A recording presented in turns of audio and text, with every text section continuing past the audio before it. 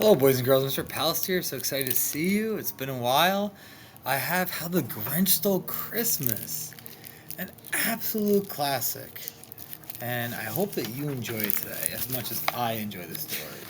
How the Grinch Stole Christmas.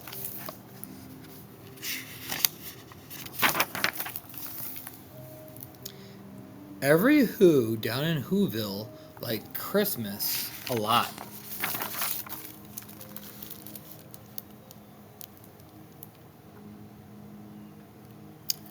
But the Grinch, who lived just north of Whoville, did not. The Grinch hated Christmas, the whole Christmas season. Now, please don't ask why.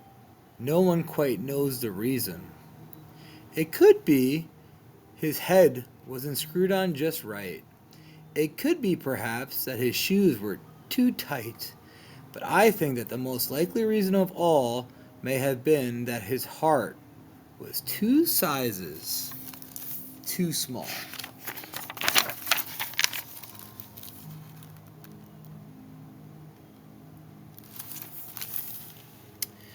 And they're hanging their stockings, he snarled with a sneat.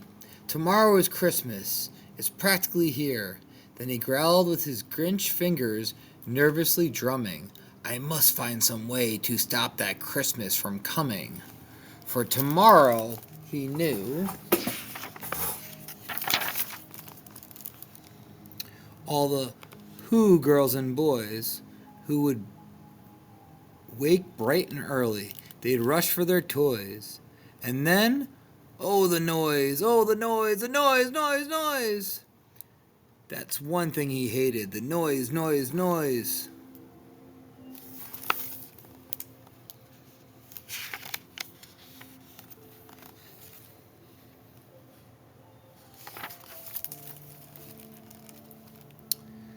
Then the Who's, young and old, would sit down to a feast, and they'd feast, and they'd feast, and they'd feast.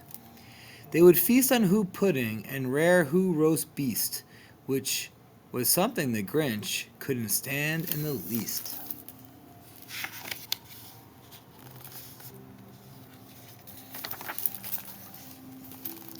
And then they'd do something he liked least of all.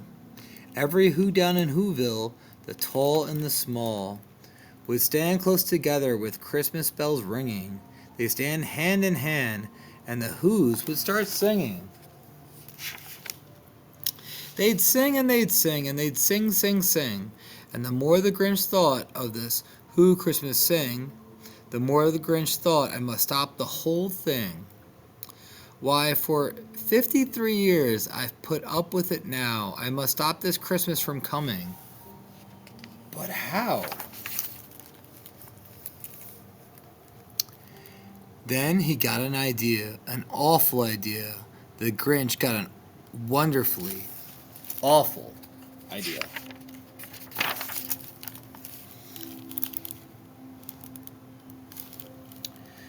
I know just what to do, the Grinch laughed in his throat, and he made a quick Santa Claus hat and a coat.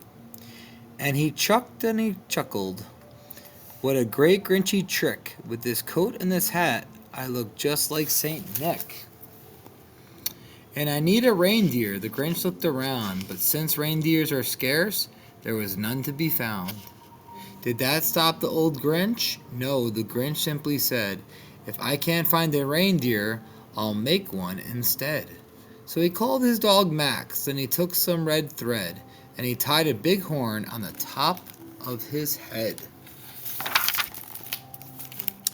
Then he loaded some bags and some old empty sacks on a ramble-shackle sleigh, and he hitched up old Max.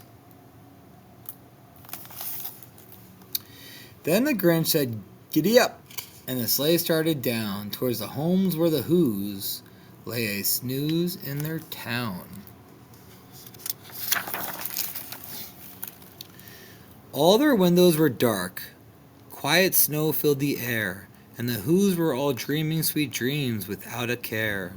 When he came to the first little house on the square, "This is stop number 1," the old Grinch Claus hissed, and he climbed to the roof, empty bags in his fist.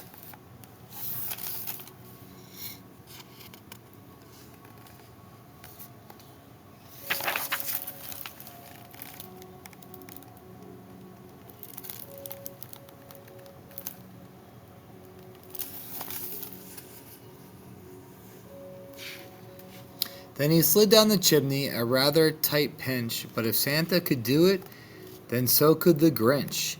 He got stuck only once for a moment or two, then he stuck his head out of the fireplace flue, where the little Who stockings all hung in a row. These stockings, he grinned, are the first thing to go.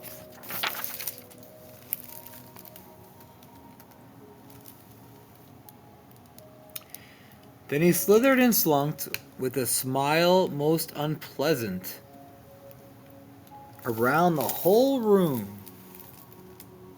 And he took every present: pop guns and bicycles, roller skates, drums, checkerboards, tricycles, popcorn, and plums. And he stuffed them in bags. Then the Grinch very nimbly stuffed all the bags, one by one, up the chimney. Then he slunk to the icebox. He took the Who's feast. He took the Who pudding. He took the roast beast. He cleaned out the icebox as quickly as a flash, while that Grinch even took their last can of Who hash.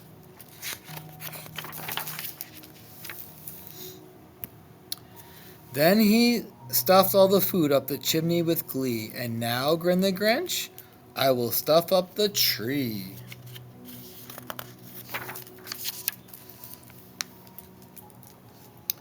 And the Grinch grabbed the tree, and he started to shove, when he heard a small sound like the coo of a dove. He turned around fast, and he saw a small Who, little Cindy Lou Who was not more than 2. The Grinch had been caught by this tiny Who daughter, who got out of bed for a cup of cold water. She stared at the Grinch and said, "Santa Claus, why are you taking our Christmas tree? Why?" But you know the old Grinch was so smart and so slick. He thought up a lie, and he thought it up quick. "Why, my sweet little tots, the fake Santa Claus lied.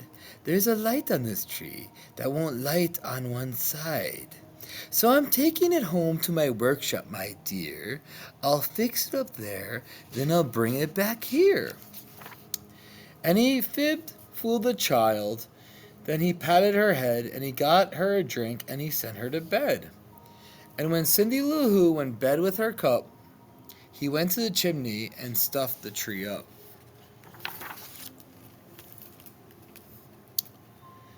Then the last thing he took was the log for the fire. Then he went up the chimney himself, the old liar. On their walls he left nothing but hooks and some wire. And the one speck of food that he left in the house was a crumb that was even too small for a mouse.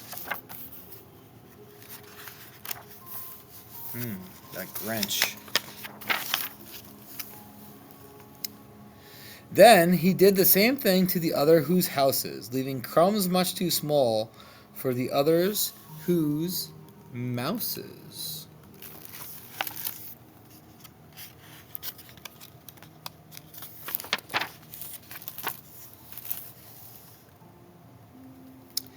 It was 1/4 dawn, and the Who still abed, all the Who still a-snooze, when he packed up his sled.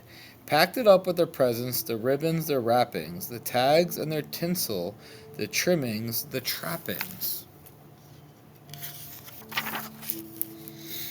3,000 feet up the side of Mount Crumpit, he rode with his load to the tip-top to dump it.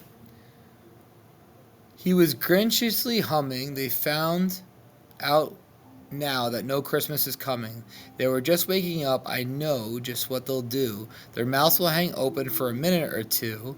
Then the Who's down in Whoville will all cry, "Boo-hoo! Boo-hoo-hoo!"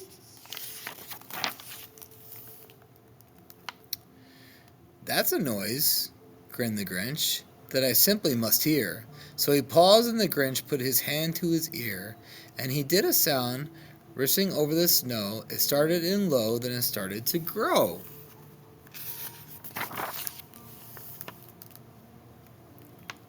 But the sound wasn't sad. Why, the sound sounded merry. It couldn't be so, but it was merry very. He stared down at Whoville. The Grinch popped his eyes. Then he shook when he saw he was a shocking surprise. Every Who down in Whoville, the tall and the small, was singing without any presents at all. He hadn't stopped Christmas from coming. It came. Somehow or other, it came just the same. And the Grinch, with his Grinch feet ice cold in the snow, stood puzzling and puzzling. How could it be snow? How could it be so? It came without ribbons. It came without tags. It came without packages, boxes, or bags.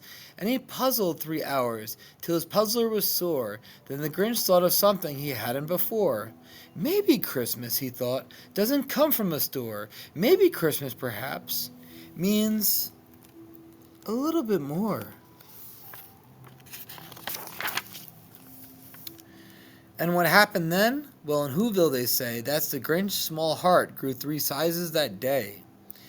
And the minute his heart didn't feel quite so tight, he whizzed with his load through the bright morning light, and he brought back the toys and the food for the feast.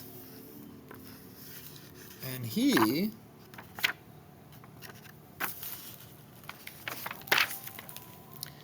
himself, the Grinch, carved the roast beast.